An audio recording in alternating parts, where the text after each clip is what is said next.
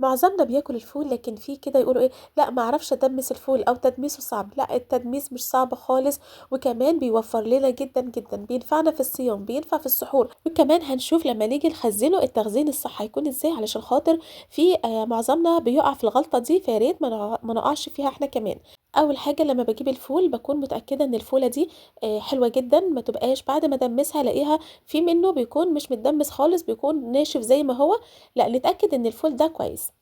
بعد كده باحطه في مَيّة سخنة واسيبه لحد بقى إيه 3، 4 ساعات، 5 ساعات. أنا بالنسبة لي يُفضّل لو من بالليل بعد ما غسلته كويس أسيبه في المَيّة، وفي نفس الحلة هي وآجي الصبح أروح شاطفاه وأروح حاطة له بقى مَيّة سخنة، لازم المَيّة السخنة. حطيت دلوقتي جزرتين، حطيت حبّة صغيرين من البابريكا والكركم، وكمان حطيت معلقتين كده كبار من الرز مع 3، 4 معالق من العدس، غسلتهم مع بعض، وطماطماية كبيرة بشرتها، وطبعًا ليمونتين كبار بعد ما عصرتهم، طبعًا القشر بيكون مغسول ونضيف، حطيت كمان القشر من فوق، وبعد ما حطيته على النار بمَيّة سخنة الأول النار بتكون عالية، بعد كده باوطّي تدريجيًا لحد ما أتأكد إن هو خلاص بيغلي، وبعد كده خلاص أسيبه بقى الوقت اللي هو ألاقي أول ما أدوس عليه ألاقيه زي الزبدة زي ما أنا هاوريكم دلوقتي، تمام؟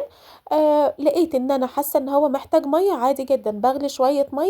وأروح حاطاها تاني، لحد ما بنشوف إن هو بقى تدوسي عليه تلاقيه دايب معاكِ.